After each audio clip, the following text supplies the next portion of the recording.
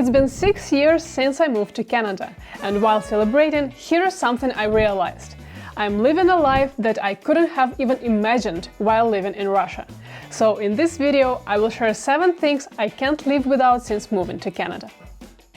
Before I begin, I want to ask you, is there one smell that you associate with Canada, and what would it be? For me, it's detergent, and I'll tell you why in just a bit.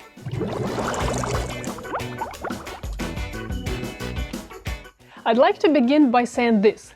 Life in Canada is just easy. Take doorstep delivery. It actually arrives, and it arrives on time. Then there are pharmacy refill reminders. When I received such a text for the first time, I didn't believe it. I thought it was a scam message. And don't even get me started on grocery delivery.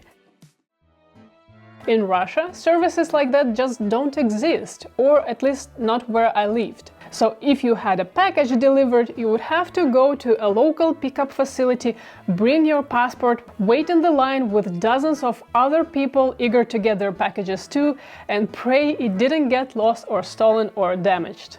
Leaving packages at the door is unheard of in my home country. If you did that, they just disappear in no time. So you're watching this video now, and you probably doom-scrolled Instagram earlier today, googled something, maybe chatted with your friends on Facebook Messenger, or found an interesting job opening on LinkedIn last month. These simple things are something that I will never take for granted, because my friends and family cannot legally access YouTube, Google, Instagram, Facebook or LinkedIn. These platforms are restricted. Internet in general is very restricted in Russia. Many websites aren't just blocked there, but they are also considered an extremist organizations by the government. In the worst case, you could get arrested for simply being caught using one of these platforms. These laws affect everything from how Russians consume news to sharing personal things like photos or blog posts. In Canada, I can browse freely, watch anything and access information without any restrictions. Another convenience I've grown accustomed to in Canada is voicemail. It's not popular or widespread in Russia, but here voicemail service is provided by mobile operators by default. This simple feature has become an invaluable tool for me. Now I can skip picking up my phone if I don't recognize a phone number, and it will go straight to voicemail. This way I can filter out a lot of scam calls, as scammers usually don't leave voice messages. Now, in Russia, this is my main ID. This is my Russian passport. Then there is this passport for international travel. This is where I would stamp my visas, and I would need it when traveling abroad. So this is what I have to carry with me all the time in Russia. Russian passport is practically the only legit piece of ID back home. So we have to carry this document when we want to use government services, pick up mail, visit a clinic, go to the bank, or even walk down the street where a policeman might stop you for a random check. It's just a routine part of life. When I got to Canada, I learned that I could have this. It's my driver's license, and I can use it as my ID. I didn't believe it at first. It's just a plastic card compared to this book. I was shocked by how much higher the level of trust is here. And it's just that, it's a piece of plastic that I can carry in my pocket, and I don't have to carry a purse to fit this book in. Moreover, here, even if I forget my ID, sometimes just showing a picture of it on my phone is enough. That would never fly in Russia. If you go to a clinic in Russia and there is a line, you check to make sure you have your documents with you first, then you join the line. Because if you forget something, you'll be asked to leave and come back with everything. No exceptions and no jump in the line. Now let's talk about the police. This might be a controversial topic for some of you, but the police in Canada are actually cool. Or at least you can trust the police. I've had several interactions with police officers here in the last 6 years, and they are generally very polite, inquisitive, calm, and they generally want to help you. They don't threaten you, they are on your side. Well, unless you are aggressive or disrespectful to them from the start. In Russia, it feels like the police are really there to protect the state from the people. It feels like they are constantly suspicious and aggressive by default. They're looking for a reason to stop you and find a reason to detain or fine you. Many Russians I know would want to cross the street at the first sight of a policeman. And if you are stopped, sometimes the only way to walk away without a hassle is, well, let's just say you can't put a thank you in your pocket. I'm not saying that corruption in Canada doesn't exist. It does, but on a much deeper and less obvious level that 99% of us would never even face. And this sense of security and value of personal rights and freedoms in Canada is something I really appreciate. Just having that removes so much stress from my daily life. As long as I don't break any law, I can focus on my life without looking over my shoulder.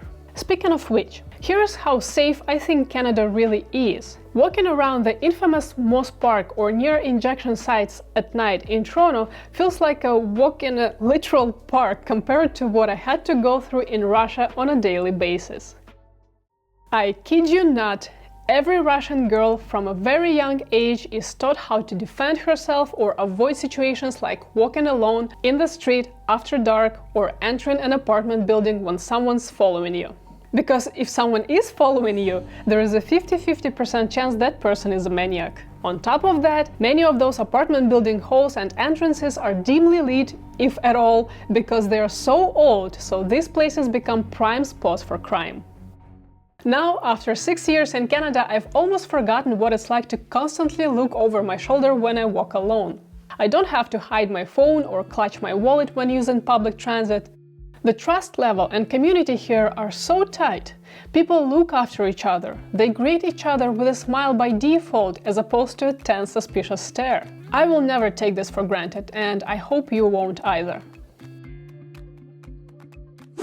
The respect for the law in Canada creates a sense of order and safety. People stop at red lights even if there are no cars around. They wait in lines patiently, respecting personal space, and generally rules are followed because they make life easier for everyone. And that respect also extends to consumer rights. If a coffee machine I've just bought is broken or defective, I can return it, no questions asked. In Russia, getting a refund is like an interrogation with a lot of bureaucracy involved, and there is always a chance your return cannot be accepted. Speaking of customer service, Russian customer service is something special. This is the face that greets you when you need help. And this is the face they make when you ask a question. And this is the face you see at the grocery checkout. Well, you get the point. You need thick skin. Customer service in Russia, or even interactions with strangers, isn't exactly known for smiles and politeness. You get in, get what you need, and leave. No small talk, no extra effort to accommodate you. If you forget something, well, joke's on you. You'll be told to leave and come back prepared. I remember getting my driver's license back home. It was a nightmare. I had to visit the traffic police office multiple times, go through endless steps, collect a pile of documents, carry them everywhere with me, and wait in long lines. When the day to finally get my license came, I had to wait in a 2-hour line because there were too many people and the reception window was closed for lunch for at least an hour.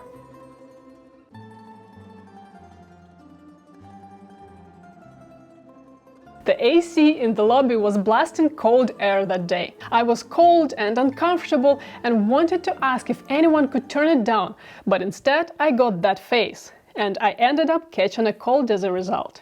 In Canada, it was a completely different experience. I booked my appointment online, showed up and was out in 15 minutes. My license arrived in my mailbox a few days later. Getting official documents delivered by mail? That's unthinkable in Russia. I know some people in Canada complain that their documents can get lost in mail, so some choose to collect them in person. And if you think that's inconvenient, well, remember my story of what it's like to get your license in Russia and relax. I know it feels like I'm trashing my home country, which I'm not. I'm just painting the contrast between two different countries and ways of living. And believe me, there are things that Russia does better, and I miss those. But that's a topic for a separate video. Let me know if you'd like to see it. I know things have been changing in Russia, and now some government services can be done online. But even then, it often leads to the same old process. At some point, you still have to print a bunch of papers and go wait in the line. Ironically, as I was writing this story, I decided to visit the Russian Federal Tax Service website to check if tax returns could be filed online. And guess what? The website isn't working. Beyond convenience and the lack of bureaucracy, variety is something I never take for granted in Canada. I grew up in a post-Soviet era, when the Iron Curtain had just collapsed and we were still living with the remnants of a centralized economy. Choices were limited. And I mean really limited. Grocery stores would have only one brand of canned fish. Getting a pair of Levi's jeans was equivalent to getting your hands on the latest iPhone release before it hit the shelves. And if you wanted something specific, well, good luck. Eat what you have or don't eat at all, said every single post-Soviet era parent to their children. Speaking of food, cuisine choices were mostly limited to Russian food with occasional Georgian or Uzbek dish. Then some sushi and Chinese food places started popping up. In comparison, in Toronto, I can find Thai, Ethiopian, Mexican, Brazilian, Korean, French food, sometimes even all on the same street. It's surreal! Till this day, I cannot stop being amazed by trying a little bit of every country without leaving Toronto. The same goes for entertainment, like concerts and shows.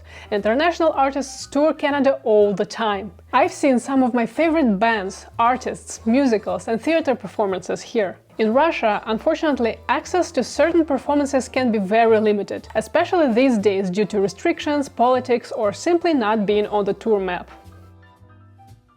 Continuing on this topic of having access to things, accessibility also plays a huge role in everyday life in Canada. And I don't just mean ramps and elevators for those who need them. There is also free public Wi-Fi, well-maintained roads, clear signage, public libraries with computers, musical instruments and 3D printers, as well as free sports facilities. Everything is designed to provide access to any activity you like. In Russia, every day you are challenged with a small battle. Like keeping shoes clean is a constant battle. In winter, sidewalks are rarely cleaned properly, and in summer, dust and dirt get everywhere. Every night I used to wash my shoes. In Canada, winter walkways are cleared and road drainage systems actually work, making life so much safer and more convenient. I don't have to walk like a penguin not to slip and fall in winter. Of course, Canadian infrastructure is far from perfect, and there are countries that receive much more snow and handle it much better than Canada. But if I take a step back and compare it to my previous life in Canada is designed to be smooth and convenient. In short, you can see where your tax is going.